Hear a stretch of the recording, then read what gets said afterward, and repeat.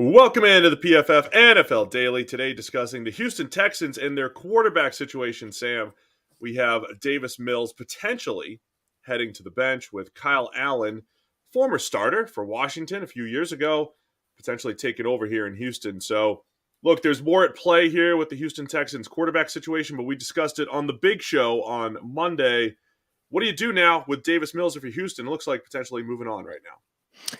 Yeah, they asked Lovie Smith about it in his press conference on Monday, and he basically said, the players come in tomorrow. I don't really want to talk about changes before I've spoken to the players. Sounds a lot like Davis Mills is getting benched. I have to say, I kind of come around to the reaction of, like, what's the point? You know, you're already heading for the number one overall pick. That's actually the best thing that can happen to you for the rest of the season. The only additional positive to be taken from this year is Davis Mills actually shows something to be kept around as a backup or has some kind of future. Do you think that Kyle Allen has that? I mean, if you do, you probably know about it already because he's actually seen some time in the NFL. I don't see the purpose in making the swap. Like, the best case scenario from a Lovie Smith point of view is Kyle Allen does in fact spark something, which only makes you win games, which takes you out of the number one overall pick and potentially doesn't give you your choice of starting quarterbacks next season. I don't. This seems like a waste of time, frankly. We've talked about Davis Mills a little bit, and I know, I'm kind of with you, Sam, because the Texans right now, they're in line for the number one pick, and they're going to pick a quarterback, right? I mean, they're almost certainly going to have their choice of the Bryce Youngs and C.J. Strouds, Will Levis, whoever the guy is at the top of the draft that the Texans want. They're in line to have their pick. With Mills, I mean, even if he was pretty good this season, they were still probably going to pick another quarterback. Yeah. But part of the problem is he's had his worst stretches these last 4 weeks. And I think as a coach, you're just saying, hey, I still want to win, right? I mean, Lovie Smith still wants to win. I don't think he's thinking about the number one overall pick here. So he's looking to improve at the position where Mills, he's shown flashes over the last couple of years. I don't know if we've just set lower expectations because he wasn't one of those first round quarterbacks, but overall taking better care of the ball than some of the others. Just hasn't added a whole lot positively, right? Just kind of this safe, take care of the ball type of quarterback. Ultimately, I think he's a backup right now, but I really think Lovie Smith and the Texans I think Lovie's looking at it like, I just want to win some games. I'm still trying to win. I'm the coach, and he's not really thinking about number one overall. Yeah, well, Lovie's point of view is like he's a sort of short-term stopgap coach anyway, and his only shot of being brought back is to try and win some games that he's not supposed to win. So I guess from his point of view, it makes sense to make the change and hope that Kyle Allen can spark something and actually win some games. From a broader Texans institutional point of view, though, it doesn't help them to win any of these games.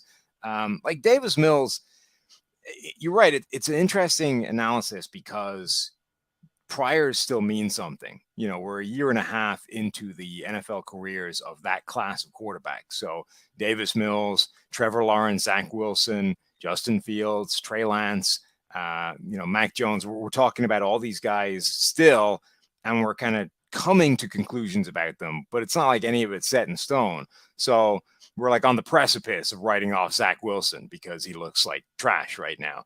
We're trying to find enough reasons for positivity to still be encouraged by Trevor Lawrence having a couple of good games recently. Justin Fields looks like he's turning a corner, and all of a sudden we're excited about what he can do. But it's all like really small sample size stuff. And we're still, for all the guys that are showing anything good, we're still like reinforcing the priors of, well, Trevor Lawrence was supposed to be the best prospect to come along in years. And Justin Fields, we knew he had a cannon for an arm and he was really athletic and like, this is what he should look like.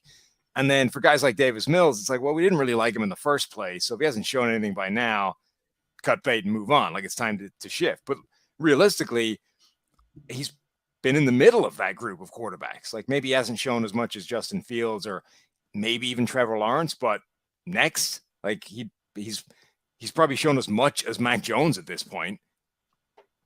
Yeah, I mean, it's pretty close. I mean, Mac Jones, I think his overall body of work is definitely better than Davis Mills, but in a better situation.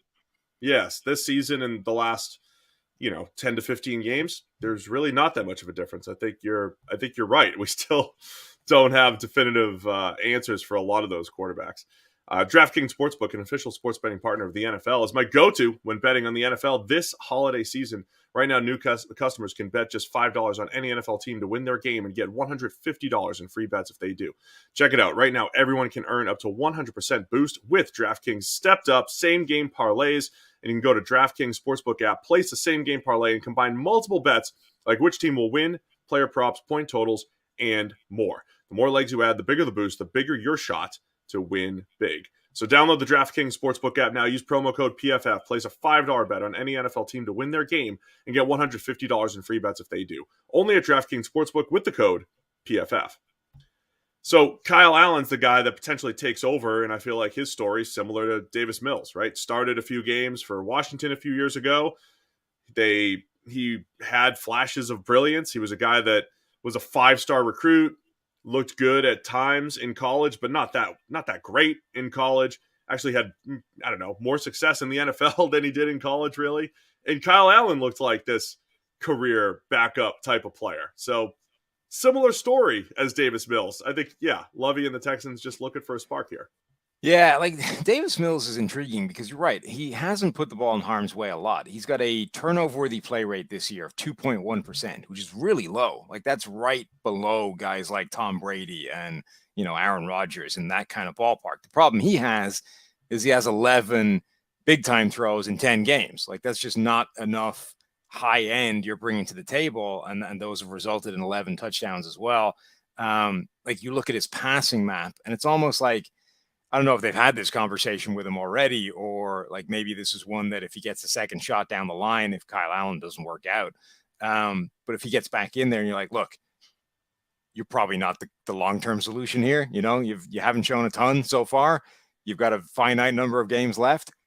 Just go Taylor Heineke on it. Go YOLO. Fire the ball downfield, just put it in the air and see what happens. Like you've got the arm, you've got the capacity to make these throws. Right now, your biggest problem is a complete and total lack of like downfield aggression. Just go nuts with it. And if that might be enough to kind of coax some high end play out of him. Maybe the turnover spike because of that as well. But at the moment, it doesn't really matter. Like being careful with the ball isn't doing you a lot of good right now. People who listen to us often enough kind of hear that analysis from us, Sam. People are fans of the Daily here or the PFF NFL podcast. And it's not because we're just saying like, go be crazy. It really is because there is this risk reward game to playing quarterback in the NFL. And Davis Mills has talent, right? He can make all the throws, quote unquote. And we actually see him make some of his best throws in garbage time, late in games. He's over there, throwing tight window corner routes and seam routes and things like that. So I think there is some merit to that. We've said that in the past about guys like Derek Carr, about guys like Matthew Stafford.